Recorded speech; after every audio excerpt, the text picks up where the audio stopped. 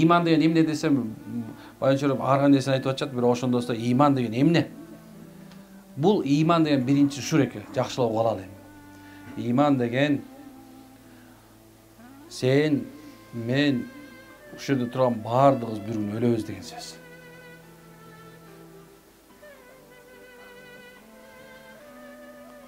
Анан өлгөндөн кийин барабыз дагы ар бирибиз эмне амал кылган болсоң, ошого жооп беребиз. Жооп бергенге жараша тозок же бейишке киребиз деген сөз. Мына ушул иман. Жакшы жүр, ушак айтпа, бирөөнүн көңүлүн ортпа, чекпе, чертпе, сокпо, сөкпө деген нерселер бул ошол имандын бутагы. Анын өзөгү эмелеки менен айткан нерсе. Анын бардыгы келип байлана турган нерсе ла илаха иллаллах. Бир Алладан башка сыйынып атат зат жок мынакей. Бир Кудай. Бир Кудай. Ал берет, ал алат, ал бактылуу кылат, ал бактысыз кылат, ал тирилтет, ал өлтүрөт, ал балалуу кылат, ал баласыз кылат. Ал күндү чыгарат, күндү батырат, жаан жадырат, жаанды жадырбагат. Кааласа суу кылат, кааласа чөл кылат. Кааласа жок кылат, кааласа бар кылат. Анын каалоосуна бүткүл нерсе байланган. Ал өзү дайыма бар, эч нерсе окшошпойт, мекени жок, бүткүл нерсе анын колунда. Иман ушул. Ким ушинтип иман келтирген болсо, анда ал имандын даамын татты. Муслимде бир хадис келет. Маанисинде ушундай. Ким Аллах Тааланы жаратуу өчү экендигине, ислам динин дин экендигине, жана Мухаммад Мустафа саллаллаху алейхи вассалам акыркы пайгамбар экендигине ынанса, ал адам имандын даамын татыптыр дейт. Ошол эле Муслимде дагы бир хадис келет. Тамак жедиргиле, тамак бергиле. Сооп табасың, тамак бергиле. Үйүңө келген кишиге, көчөдө калып калган кишиге, түнкү жатак сурап келгенге, мейли кандай болсун, жакшы болсун, жаман болсун, мейли орус болсун, мейли кыргыз болсун, мейли немис болсун, ким болсо да тамак бергиле. Кыргызча айтканда нанос тийгиле дейбиз биз, түштүк жакта чай ичели дейт. Аны айтып аткан, тааныганга да, тааныбаганга да салам бергиле. Билсеңер, бул имандуулар үчүн эң жакшы дейт. Каршы кандай нерсе? Таанысаң дагы, тааныбасаң да салам бер дейт. Тынчтык каала. Саламдын өз мааниси тынчтык. Тынчтык бардыгыбызга керек. Илгерде айтышат, тынчтык керек карыга да, жашка да депчи. Тынчтык бардыгына керек. Бирок эң бактылуу адам ким десе, анын жүрөгүндө тынчтык бар адам экен. Кимдин жүрөгүндө тынчтык болгон болсо, анда ал албетте субхан бактылуу. Пайгамбарыбыз айтат: "Ey Аллахым, мага мени өзүң берген нерсеге шакиран, шүкүр кылычлардан кыл. Лака закиран. Жана мени өзүңдү эстей тургандардан кыл" деп дуа кылат пайгамбарыбыз. Үйрөтөт бизге. Демек, субханалла, бактылуу адам шүкүр кылган, анан Кудайын дайыма эстеген адам бул бактылуу экен. Жүрөгү тынч болот.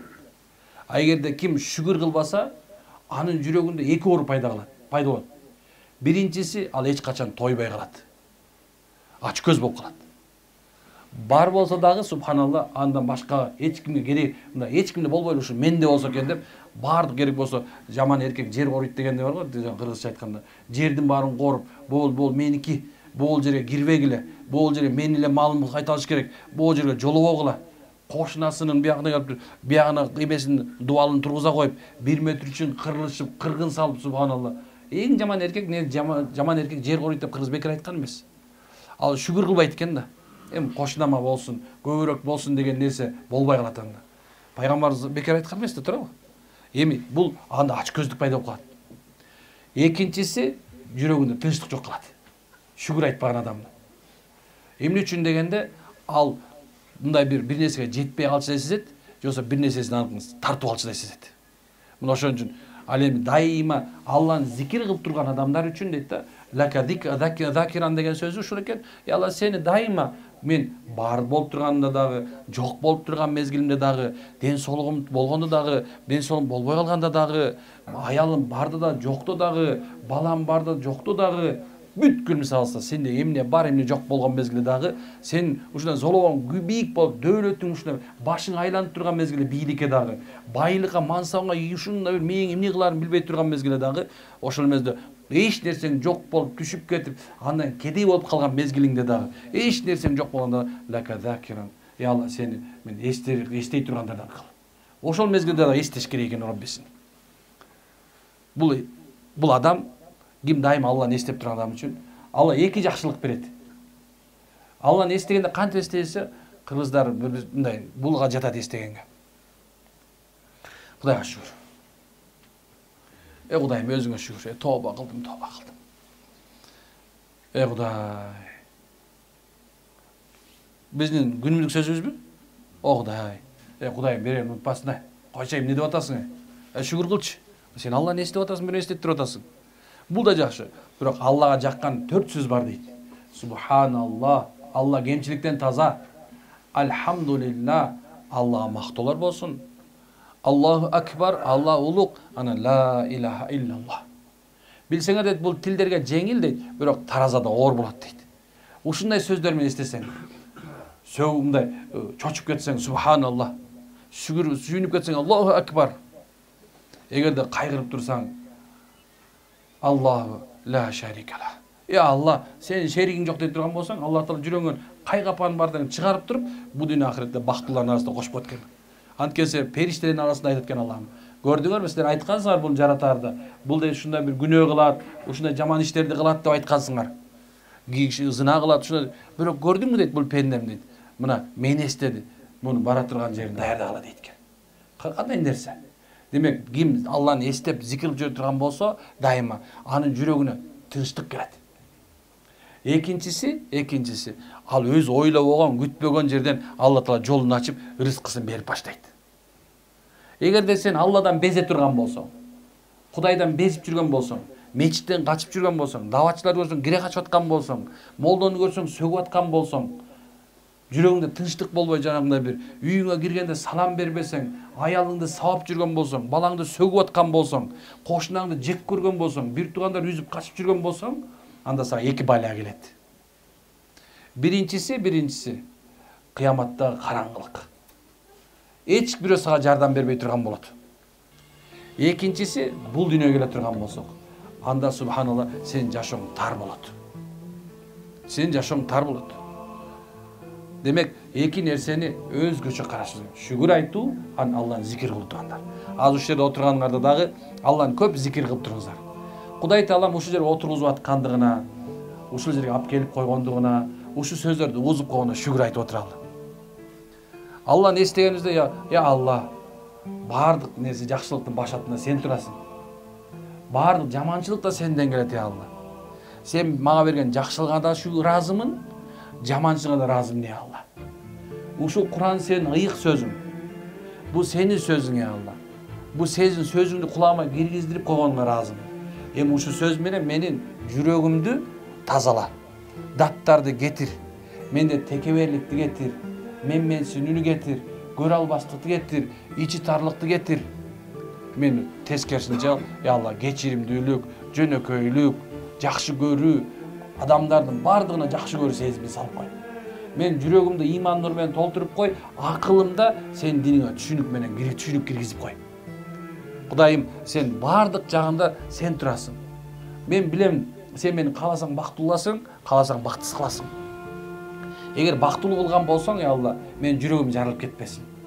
Эгер бактысыз кыла турган болсоң, мен жерге кирип кетпейинчи, Аллахым. Деп ушундай бир Алла менен мамилени туура туруш керек.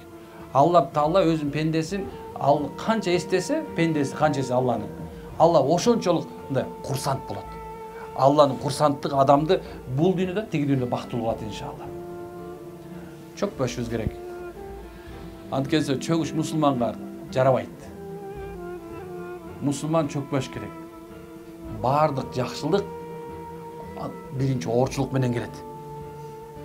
Бардык жакшылыктын башында сенин талыкпас эмгегиң, короткон убактың, ден соолугуң турат, унутпашың керек.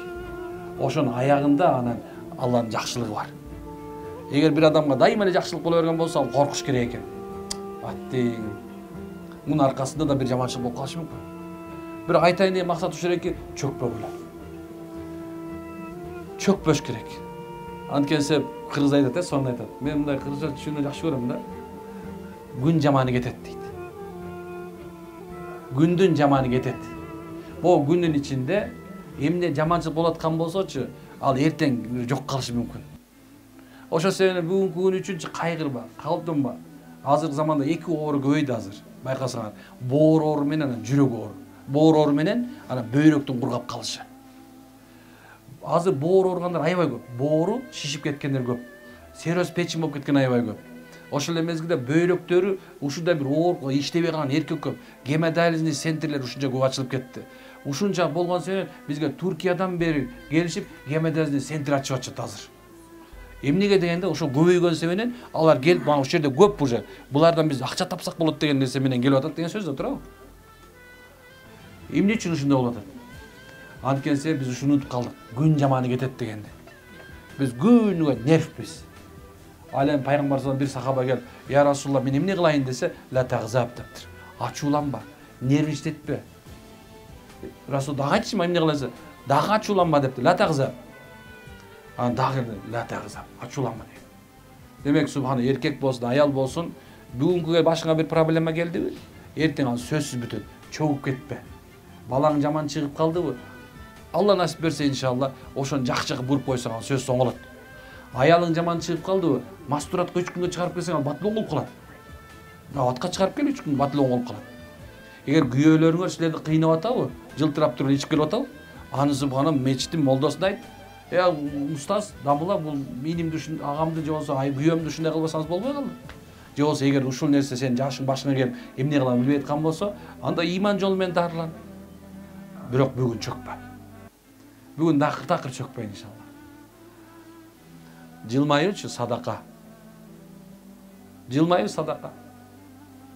Бүгүн күн субханалла унутпашыбыз керек. Ачкан курсак тоет. Оору айыгат.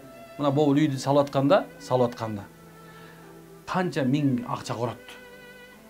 Канча убактысы кетти. Бирок кирип туруп той бергенде унутуп калды канча кеткенчи. Субханалла, бирөө атты сынаткан турбайбы? Барыңыздар билесиз, атты сынаптыр. Баягы сууну кечир дептир да. Сууну кечсе бул болот, бул болбойт, бул болот. Анан кийин бирөөнү айткан, аябай жакшы көргөн тулпар экен. Ошончо көзүн чукуп салган билесиздер да, туурабы? Толубайсынчы. Анан кийин баягы аты анан бууну сынап бер болду экен да. Буу жарабаса күп. Анан кийин бул да жарабайт дептир. Десе, эмне жарабайт? Эмне кантип эдесиң десе, айтат экен, бул дейт, суудан өтүп баратканда арткы отун силкеп өттү дейт. Анан десе, бул кулун кезинде буга уйдун сүтүн берип койушкан деген экен да. Карабайсыңбы? Кулун кезинде уйдун сүтүн берип койгон. Эми ошон үчүн бир бөтөлкө бир нерсе сүт ичкенсен, бутун анан көзүн чукуп салатпайбы? Анан ошондой экенбиз, субханалла, биз акыйкатты көтөрө албайбыз биз. Чындык сөздү айтсаң, чыркырап келип бет кетет, анан кийин башталат концерт. Ошол себептен урматтуу юрттан чөкпөйлү иншалла. Аракет кылабыз, жашообузга субханалла берекеттүү болсун деп, аракеттүүсүндө болушубуз керек. Азырда мисалы келат сөз жок, дрон үй машина деп атап акем. Сөздөн сөз дрон. Машина чыгыптыр дейт, бир таксилер чыгыптыр да, чет мамлекеттечи. Муну учуп келет экен, аба менен келет экен, конуп, анан кадимкидей эле ошону таксилер чыгып, анан анда ал Кыргызстанга биринчи келмек деп атабыз да. Эмнеге Кыргызстанга биринчи келмексе? Анткенсе Кыргызстанда өтө бай адамдар көп экен да. Алар биринчи алып келип алмак деп атабыз. Демек, субханалла, адамдардын ойлорунда Кыргызстан ушундай биринчи келмектен ой пайда болсо, демек, Кудай берсе баары жакшы болот калса. Бирок унутпайлычы. Байлыгың болсо эле өнүгүп кеттим деп эйле койчу. Байлыгың болсо эле өнүгүп кеттим деп эйле койчу. Өнүгүү деген нерсени ушундай деп түшүнөлүчү баарыбыз. Качан сен жүрөгүңдө башка адамды жек көрбөй калсаң, бирөөнүн аркасынан ушактабай калсаң, бирөөнү кемчилигин чукубай калсаң, мына ушу өнүгүү деп эсептечи. Жеке өнүгүү. Мамлекеттик дөңгөлдүн көрүп атам өнүгүүнүчү. Караколдо болдук, машина жолдун баары тең теп-тегиз эле эски Турцияда жүргөн, Стамбулда жүргөндөй болдум. Ушундай сонун да, ушундай. Канчада мына бияктан келди жолдор кандай сонун болот. Аны бир кандай бул мамлекеттин өнүгүүсү.